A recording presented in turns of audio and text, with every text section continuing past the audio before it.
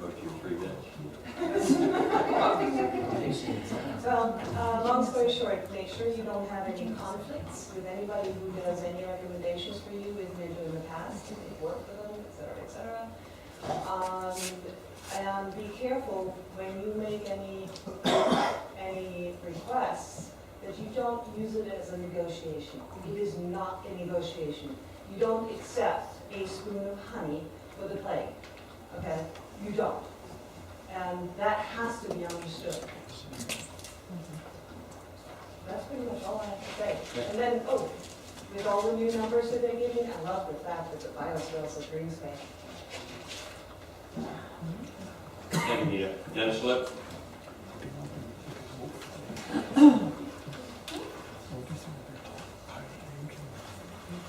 Mr. Mayor, Councilman, Dennis Lip, North Road.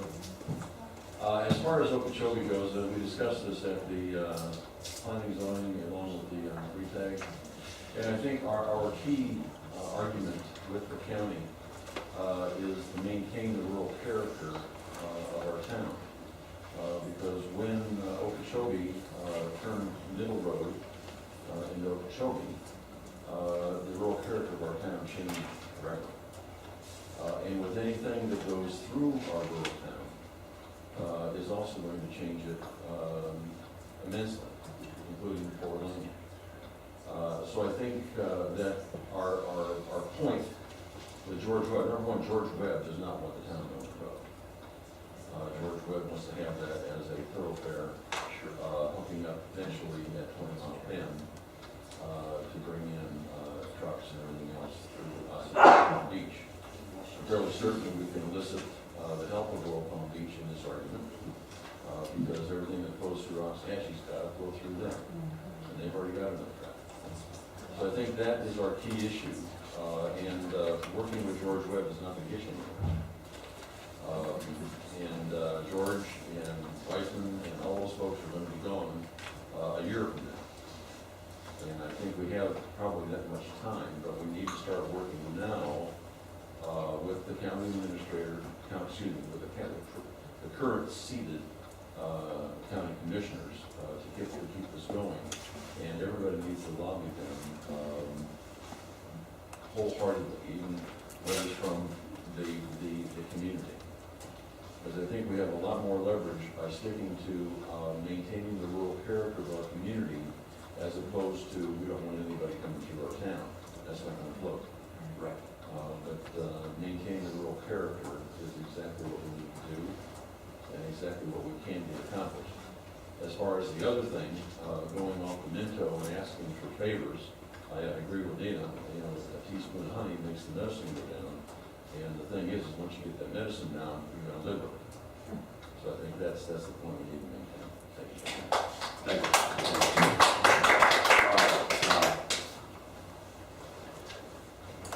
So we said yes to the first part, that you're going to request. What do you think on the second?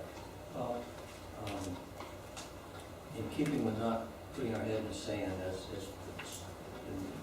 suggested we might be doing, that's why I would lead any letter and open it with what we've already said as council and what we have, the position we have is not changing.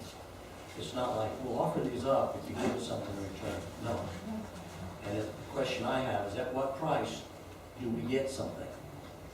And the biggest price that I think you're going to pay right up front, no matter what you get, is in fact our rural character. Because down the tubes, with the old manure that we used to have, the same place.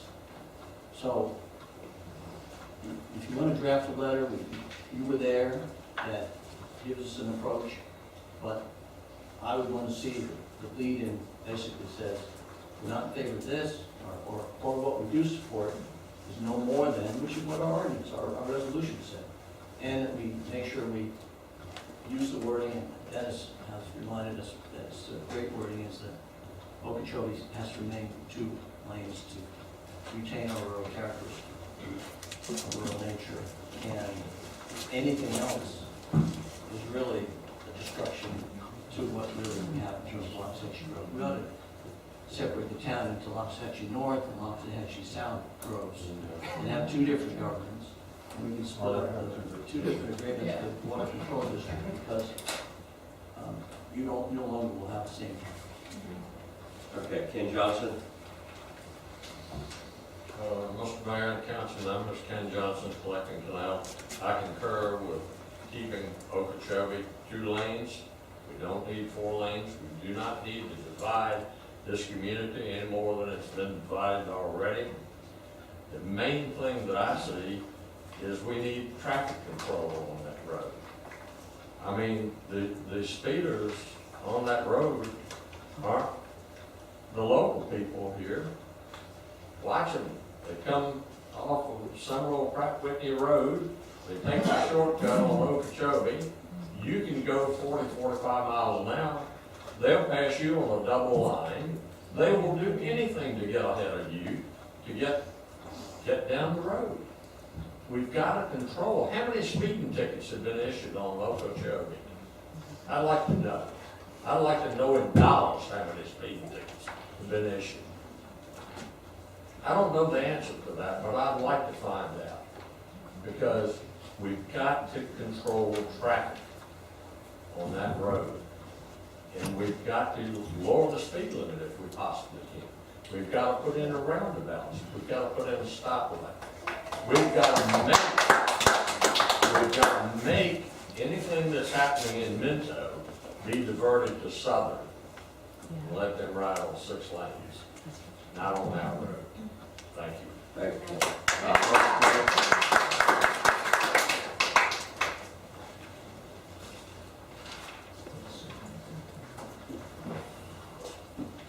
When you brought up the idea of hiring engineers, it occurred to me that when they do their traffic studies, they do them as they come in. And I don't know if you've seen any of the maps that have been floating around showing all the developments that are beginning to ring around us, including the work center, which was recently announced. But they don't do those traffic studies, and they don't, if they're over 5 miles apart, they don't aggregate. That only happens at the Metropolitan Planning Organization level. So it's kind of odd. I mean, you wouldn't see that in the stock market or any other type of, the kind of analysis, comprehensive analysis doesn't really occur. And I don't know if you have a representative that goes to MTO or whether you could have one, so you could be part of it now. But anyway, if you're starting to hire professionals, maybe it would be a good idea to bring in Avenir and potential GL and, you know, some of the other factors, if you're already going to start paying for certain things. It would certainly be helpful, because you're not going to be able to public record it for a while. Okay, thank you, Lord. All right, Just on a general point, not related to Minto. You know, I think that this is really something that the Western Communities Council could focus on in the midst of what they're doing. I know that various people feel that a coordinated approach to all the Western development and a sensible road project. Right. You know, you can't, at a point in which we're about to become the third largest state in the union, it is putting your head in the sand to think that unless we do some proactive things, such as limiting the traffic on Okeechobee by making it 2-lane on our traffic calming and some other things that we do, considering even maybe halfway along the main roads, put a stop sign to bring people to a stop, take a crossroad, put a 4-way stop there where you can stop the traffic, do some traffic calming things, or put some roundabouts in, do something. If we don't do that and do it in coordination, as Dennis mentioned with Royal Palm Beach and with Wellington, then, you know, we're just piecemealing it. We're not going to get there. The county's going to give it away each time. And, you know, as we're arranged right now, and many people see it politically, you've got, with the 7 districts, the guy who lives in the district that's getting the development rages against it, and the other 4 or 5 give them what they want. That's the game, you know, and it's how they play. They ask for X and they take Y, but they only had D to start with, but hey, That's how the development game is played, and that's what they all do. I mean, when Ron and I went to the FDOT, the very engineer for the FDOT said, yeah, we always ask for more, hoping that we'll get something. He gave away the game. You know, he says, oh, well, I'm not supposed to say that, but I'm working for the state right now, so I can't. You know, so I do think that we need that coordination with the Western Communities Council. I know Jim's working with that, and, you know, hopefully with the other representatives, they can come up with a coordinated plan. And we don't just all try to build a wall around our own community, because we have to go. I mean, you think, how are you gonna get out of here unless you drive to Southern Boulevard? If you don't drive to Royal Palm, you don't drive to Wellington, then you gotta take Southern Boulevard all the way down 95. And I hope you're going there. You know, we're interconnected. We have to live together, but we need to do it, and we need to also understand that all y'all talk about GL and all these things. I mean, hasn't anyone looked at all that sugarcane? I grew up in Dade County. I saw what they did to Homestead. I mean, I saw what they did to the Redlands. I saw what they did to Kendall. When I was a little kid, there was thousands upon thousands of acres of beans that are now house upon house upon house upon house. 8 to the acre, not a problem. And they found people to fill them. And they'll do it here too. And, you know, the idea, I used to dove hunt when I was 16 years old, Glades Road and 441. Go there now and imagine you could dove hunt. If you pull out a gun, they shoot you down right there. You know? But in those days, there was nobody and nothing. There was eggplant. So things can change. They are changing. It takes a lot more than us. You know, poor Rosa ain't there to do it for us anymore. Somebody needs to get up there and say, you know, we need growth management. At the same time, the county's looking, how can we hook up with Broward and Dade to make it more like that, to make it more progressive. Well, progressive is not y'all's lifestyle. Right. So we need to understand that, and we need to look for our representatives not only here within the town, but outside the town, to understand where we're coming from. Or we're just gonna be absorbed like all those other places, like Naranja and all the places I can name for you, and Ogis and other places. Ogis, if you wanna know, is where Aventura is in Dade County. Go there and, well, excuse me, it's not Dade County, it's Miami-Dade County, you know. But go there and look for Ogis. You won't find it except a little old post office on the corner and thousands upon thousands of homes, which when I was a kid was country, was cows, it was just like this. So, Okay, so Mark, you're gonna, you heard some of these ideas on the road. Let's, I don't know that we need the engineer working on it, but, you know. The engineer has given me the basics, and I'll try to put it together, if All right. that's what you want. All right, everybody all right with that? Can come back with the draft? Yeah. Next month? Okay. All right. Is that all your? No, I'm sorry, I didn't mean to get that involved. Seems like my report got co-opted again. Okay, the next item is the Intergovernmental Coordination Committee meeting. Was held on June 26th. Consisted of Steve Yowie, Councilman Tom Bolsonet, Supervisor Frank Shiola, and myself. The agenda consisted of some discussion relative to drainage improvements as it relates to policies and how both the district and the town should address drainage improvements. And there was also a discussion of fill that was removed from culverts on Okeechobee Boulevard. I guess there was an ethics issue, and Steve Yowie responded to that. He's waiting for a response from the Ethics Commission.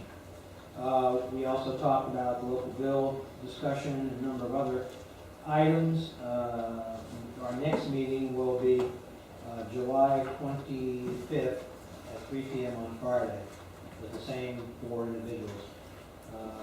So, are there any questions about the ideas here? Right. Tom? yeah, could you expound a little bit on the interlocal with the district and the horse trails district? Because I would- Well, there was a discussion relative to the horse trails and how that's going to come about. And I think that there was some further discussion in that regard relative to the loan. And Steve Yowie indicated to the group that he's going to go ahead and get the details on that, because we've not seen that, to see what we can do in terms of the improvements. Am I hitting what you wanted, or? No, I was referring to the trail system and the interlocal agreement relative to maintenance of the trails. So Right, we what can get that specifically? established. Just, I guess I'll just do it. Okay, yeah, I'm not sure you're. We discussed that Steve and Steve and Mark will be working on preparing an interlocal agreement that would cover the maintenance of the trails, because the Trails Committee had discussed the need for more often cutting than twice a year. And we discussed how, for drainage purposes, maybe the twice a year works, but for the horse purposes, they need it more often, and that's what's going to be worked out between the, and including the cost for what that would be, so that we could then, once it's completed, bring that back to this board and to the water board, so that we can make sure we're able to open up the horse trail. Because it was extremely important to those at the meeting that they see some progress. And thank you for that, Councilman. I guess that begs the question, but the rest of the board, okay, let's move forward now that the IDC has discussed that and kind of approved it. Okay. Ron? While you're discussing horse trails, there's a section between D Road and C Road that's got that ditch that would open up quite a bit of a trail. Now, there's no reason why that shouldn't have been done a year ago. Put a culvert in, close it in so that people can ride their horses on the south side of the canal. There's no reason for dragging your feet on that. And we discussed that, and actually Frank told me that he thought he could get that accomplished fairly rapidly. He was given the go-ahead to do that, so I really wish we could move forward on this thing. Okay. Can we get a consensus on that then? It is something we budgeted for this year. Yeah, we're all right. We've been wanting to get that opened up for a long time. Everybody all right with that? Yes. Okay. And the last item is, Yes, I want to see you ride now. You're going to be there when we cut the ribbon. Mayor, just a reminder relative to formalizing your appointment of Laura Danowski. She actually participated, she did a very good job, but just so we can do it. That is planning. So do we need a vote by the council? No, we just announced. You just announced it. I thought I had. Okay. If I could, just one more thing about the road committee. The last meeting we had was when we first, we had 5 people in quite a while. It was extremely productive. Everybody was right on the same page, and, you know, I think it's a very positive committee at this point, so. Good deal. Sounds great. All right, moving to 9, old business. Dave? I had a question. Did we confirm our meeting on the budget? Is that for administrative update, or are we waiting until we get the? We'll do it on the Trenton Road budget. Okay. 9A? 9A is the consideration of the agreement that we talked about earlier relative to the urban county addiction community on the block grant, and we had the presentation a little bit earlier, so it's for your action, Council. Mike? I just have one question. Maybe Lieutenant Holmes can assist on this item. There's a representation in this agreement that the town has adopted as enforcing a policy prohibiting the use of excessive force by law enforcement agencies within its jurisdiction against any individuals engaged in nonviolent civil rights demonstrations. And also, the municipality has adopted and is enforcing a policy of enforcing applicable state and local laws against physically jarring entrance to or exit from a facility or location which is the subject of such nonviolent civil rights demonstrations within jurisdictions.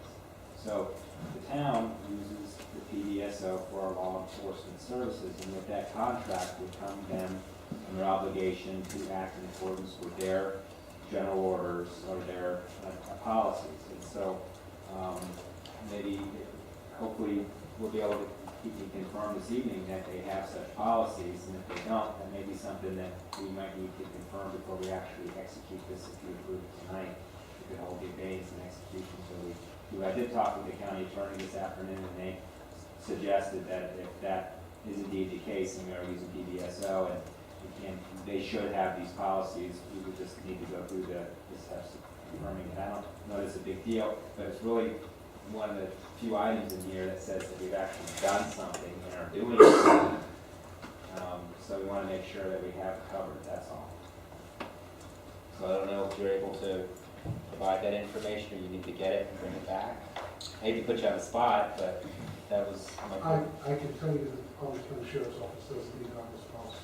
Okay, I so... do not have it with me, but if you want to call, if you're on the record that the CBSO has those policies, and thereby contract our law enforcement agencies, and those are the ones that we're adopting and we're enforcing through PDSO.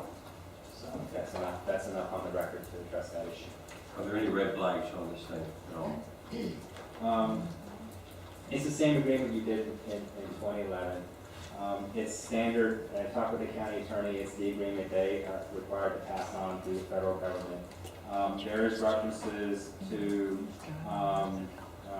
code of, like federal regs, but those have to do with what the county has to do to pass on the money to the town. There are representations that will take actions to assure compliance with the county certification required by Title I and Civil Rights Act. In other words, we're not violating any of these federal statutes, which to my knowledge, we wouldn't intend to anyway. So as far as from a legal perspective, there's no red flags for it. It's more of a policy issue for you all, whether you want to engage in this relationship, which was described earlier this evening. All right. Anyone want to make a motion to renew this? I'll make that motion. Okay, Ryan's made a motion, is there a second? Second. Second by Ron. Further discussion by council? Any comment? I've got one. Go by council comments, anybody? Ron? I'd rather hear John first than Okay, John.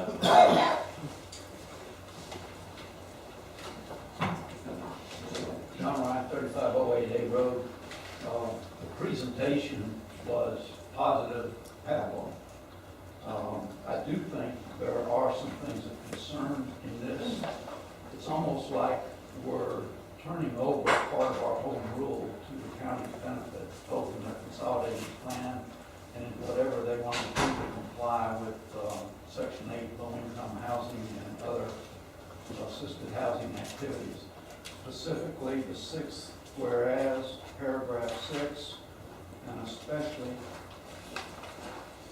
paragraph 7 toward the end, where the municipality agrees that the county is hereby permitted to undertake or assist in undertaking essential community development and housing assistance activities within the municipality's jurisdiction. I mean, if the county is true to the presentation they made, I think we ought to make sure that we're not, without our concurrence, turning over low-income housing programs to the county to satisfy their requirements. I know when we became a town, the incorporation committee focused on the fact that we had enough small lots and older housing that we were not burdened by a separate charter requirement to comply with low-income housing because we could justify we already had it in place. And I just don't want to be a dumping ground for low-income housing that the county needs to have by this agreement. And I think their presentation was that nothing would happen without our concurrence. So let's just make sure of that. Okay. Mike, any thoughts? Well, on that paragraph 7, it talks about the municipality assisting and cooperating in the preparation of the consolidated plan. So whatever is in that, and then we're going to agree to abide by it. So we want to see that table to help develop this plan, the contract with that seat to cooperate and assist. So if there's anything in that plan that we want addressed, we have the opportunity through this to do it. Just no section 8. Well, again, we have, that's all I deal with fair housing and, all that type of thing. And really, again, this is, as they described it, my experience is that these types of relationships is necessary in order for us to have the ability to receive these funds, should we ever want to request them or could benefit from them. And it's a federal pass down. Yeah. They said that the money doesn't come directly to the town, right? It just goes to various people. So it doesn't seem to me like we'll know anything about anything. And they couldn't really identify anybody during the time that it's been a town that's received any benefit of it. So at the time that dubious benefit, we're agreeing to 9 federal laws that we wouldn't otherwise be subject to. And I know Mike hasn't reviewed those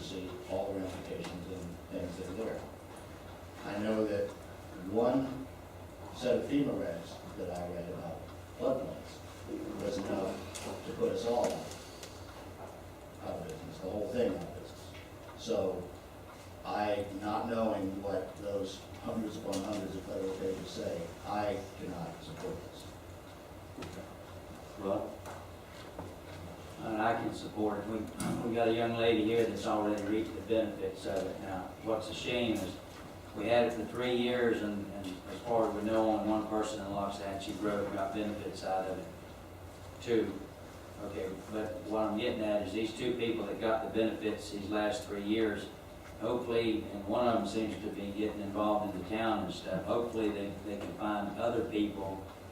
There's a lot of people I know in Loxahatchee that could reap some benefits from this. Now, if this contract's good for 3 years, I definitely don't see a lot of damage in 3 years. I would hope we could see a lot of positive things come out of this in 3 years. And if we're dissatisfied in 3 years, then we don't have to renew it next time. So I say we move with it and see what we can do for the residents of Loxahatchee in the next 3 years by getting involved. Jim? Mike, to the issues that Tom raised on federal statutes, I mean, I would presume it would take a long time for you to look through what may be coming as part of this umbrella. Do we have a date we have to sign this by? Mike? Well, you know, according to the letter, Sorry, Pat. they wanted us to do it by June 20th, and Mark's memo indicated the county had given us to July 25th. Do you think we can put this off and give us any kind of a comfort level? Because I'm concerned with issues that Tom raised. I've tried to touch on them before as to what else are we subjecting ourselves to. And as John labeled the presentation, wasn't going to bring up anything that was along the lines of what we might lose or be subject to. I would like to know more about that too, if there's any other things that we don't know about that we could be subject to. And if we put it off until the next meeting, if we could possibly add a little bit to the next meeting that we have. Hopefully we can just limit it to 5 or 10 minutes, but at least get some more information before we decide. Go ahead, table it till the next meeting. Who made the motion? Again, motion that we continue this item until our next meeting. Can we do that, Mike? well, you would have to put it on for your second meeting in July. Yes. And then I guess the question that I have, And don't forget that's your budget meeting, you didn't want to add anything to that. I know, but we have something that, had we gotten this a month ago, we would have been able to put it off a month and get more information, so we're kind of at the end. I think I could probably get some clarification on what they call with the county attorney and go through it and understand what the, like, for example, I think the paragraph that's draws everybody's attention is paragraph 11, which lists all the different federal statutes. But really what it is we're agreeing to assure compliance with the certification. So let's see what the certification says, that they're, we know, all these different federal acts could be both voluminous. And to have me give you a treatise on all that, probably not the most productive use of time and money, but to talk to the county attorney and get I think we can have a conversation with them and get some better understanding about the specific terms that list these federal statutes and what it means to the town. I could at least bring that back to you on that. My thought is we've been under this for 3 years, it hasn't hurt us. It allowed the county to get more HUD money from the federal government, than they probably utilized it someplace else in the county. There have been a couple of recipients, but we'll see what, let's see if we can put it back to the other meeting. I've got one, Phyllis. Phyllis Amelia, 359 West D Road. Eunice Banks off Temple, right across from Tracy and them. She got a house. It was a rehab. Her house was in disrepair. And she qualified, and that's how I found out about it. I got hit by a drunk driver 3 years after I bought my home. Okay? And because my income changed, I couldn't make repairs to my home, and I bought a house that was built in 1925. It had a new roof, but it had other issues. Okay? I qualified for that program. Now, it there's a family out here, I'm not going to say, but I have been trying for 2 years to get them in this program. Okay, they're low income, they had the loss of a child, and they really need some help. They're not first-time home buyers. They bought the land, so they're stuck with it. They didn't qualify for the first-time home buyer. So this could be a very useful tool for people, elders, people that get in a situation where their income changes, and I think we need to look into it. Thank you. Okay, thanks, Bill. All right, so do we need to vote on? Well, the motion, was there a motion already? Yeah, we had a motion. A motion to approve, so. Okay, we've we got a can vote motion on to that, approve. or to So I want to go back to the one that made that motion. And was that you, right? Yeah. Okay. And are you all right to table it, or can you? Yeah, I'm trying As long as we have it. Are you continuing it, or is there wording we supposed to be careful, or table, okay? Well, you're, Postponing, I understand the direction is to postpone this to your July, whatever meeting you set later on for your budget. And Ron made a second. All right, so you're all right with that? yeah, We can finally make a decision on 18. So 11 to 18. Well, you guys have to talk about that. All right, all right. They've changed the motion. Do we need to vote on that? Yeah, motion postponed, yeah. Okay, we have a motion postponed, second postponed. All in favor, signify by saying aye. Opposed, same sign. Motion passes 5-0. All right, moving to 9B, the gas tax map. Thank you, Your Honor. As you know, in March and April, we talked about the gas tax. And one of the roadways that we had talked about was 43rd Road North. There was no final decision made about that. I was contacted by Ms. Christine St. John, who had asked that this item be put back on for deliberation by town council. So, we provided all the information. We do have a map there for your aid that was put in place. That kind of shows on 43rd the status. The red is folks looking to remove from the gas tax. The green is remain on the gas tax or keep it as a public road. The oranges are not applicable. And one property we have there is a renter. So this is just being brought back for your deliberation to see what town council wants to do with this roadway from a policy standpoint. It is on the gas tax map. That's So what it would take an action of the council to remove it. In the absence of any action by the council, it's going to stay, based on your listing it and whatnot. Tom? Question about the map. The yellow line only goes 4 lots in. Is there a reason for that? Yeah, so those properties were taken off last year, is my recollection. Correct? Yeah. The 2 green ones that say they want to be on the gas tax map are taken off? That's where they've got that gate. Yeah, that's the Jim Berkeley, I believe. And so the 2 green properties are behind the gate, is that my understanding? Look at the map. Can I the yellow clarify? stuff. Yeah, please. I want to Can I understand. clarify? You can, Clarify what the map says? you can clarify the map. Yeah, the actual Limiting my discussion, comments. is much like what. The yellow line should continue further west. Yeah, the gate was, The where gate the is at oranges the are, orange. or, well, yeah, that's what I thought too.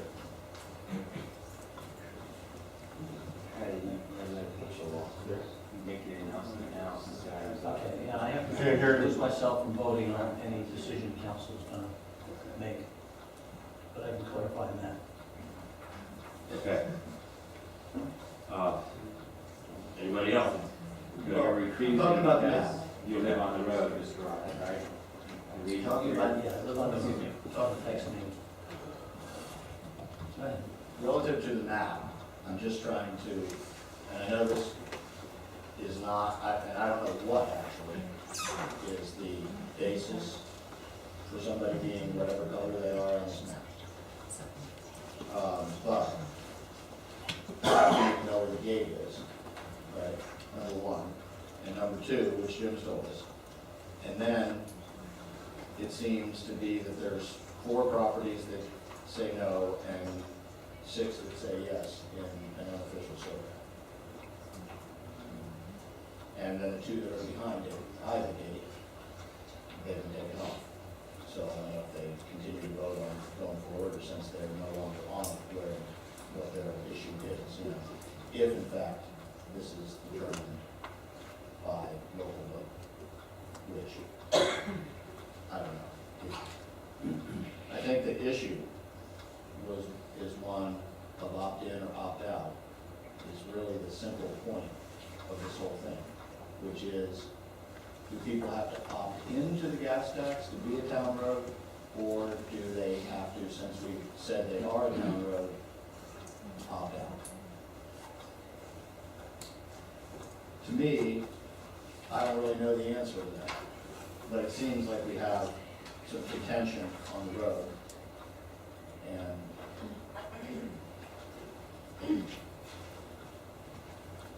it's a hard one, because my personal thought was that, you know, people ought to opt in and sign the road over as Compton or Sullivan. That is what I've always said relative to the gas tax. I think that's where I would come down on it relative to the entire thing, and I've said that before.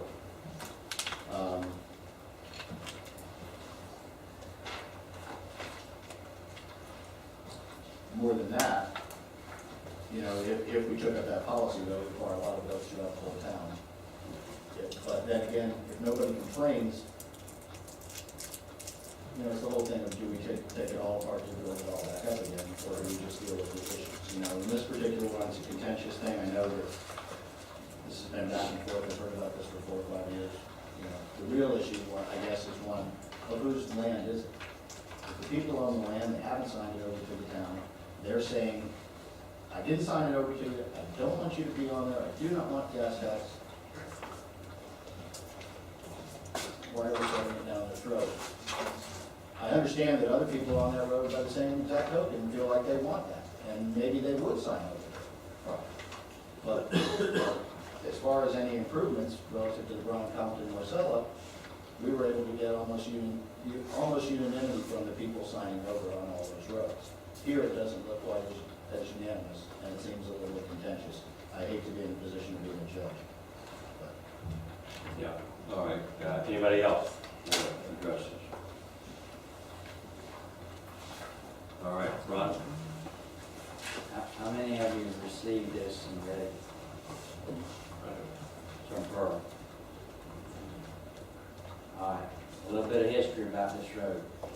10 years ago or whatever, about $15,000 was put on that road to bring it up to grade so people could get out their property without flooding.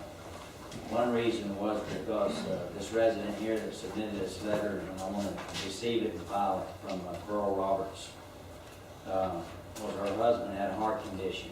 And they called for fire rescue. The fire rescue had a hard time getting there. So the county commission called that road up with good road rock material during hurricane season when people said it couldn't be done. After that, we told them, I was on the water control board then, we told them that if they wanted that road courtesy grade, then they had to get up a petition. And our policy was that 51% of the people that lived on the street had to sign that petition for us to do a courtesy grade. So September 26, 2005, they had over 51% of the people sign the petition, and they were awarded courtesy grade. Now, since 2005, we've graded the road. Since we've been a town, we put fill rock on that road. In other words, it has been maintained by the water control district, and it has been maintained by the town. Now, I'm a firm believer that if 51% of the people on that road say they don't want it, they don't want us to stick our nose in their business, maintain their road for them, and then we do like we did the other ones on the gas tax map. We take it off our map and give it back to the people. But I haven't seen 51% of the people petitioned this town, this council, to take it off the gas tax maps. So that's where I stand on that. And there's a nice long letter here. I'm not a good reader, so I'm not going to read it, but it will be received and filed. The other problem I have is when a council member has to abstain in a situation like this. Now, I hope we've checked that out with the OIG or the Commission on Ethics, because this affects more than just himself. I could see him abstaining if it only benefited him and the resident that was wanting to take it off the gas maps. But it benefits more than just him. So by law, he has to abstain. I think you can probably refer to the councilman, but I think he has contacted before the Commission on Ethics on that. I have, thank you. Okay. All right, anybody else, any other council members? This is a unique situation because historically this road has not always been there. You know, there's a lot of roads that have been out here longer than I have, 35 years. I know when Jim lived there, this road did not go through. He gave keys to certain people to use it, to get them through there, but it was not an open road. You know, so I mean, what are our thoughts? We've got, looks like 5 that aren't renters, that are for it, 2 that are against it, and 3 that we don't know where they stand. I've got 2 comments, public comments. Christine St. John. What's that? We don't have a motion yet on it. Let's hear from the public. Christine, come up. And then Keith Harris. Christine St. John, 43rd Road North. First of all, I would like to get a copy of the map that you all are looking at. I've never seen it. Thank you. Can I keep this?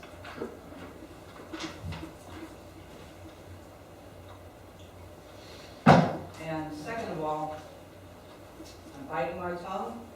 I've been advised by my attorney not to say anything, but I'm listening. Thank you. All right. Keith Harris.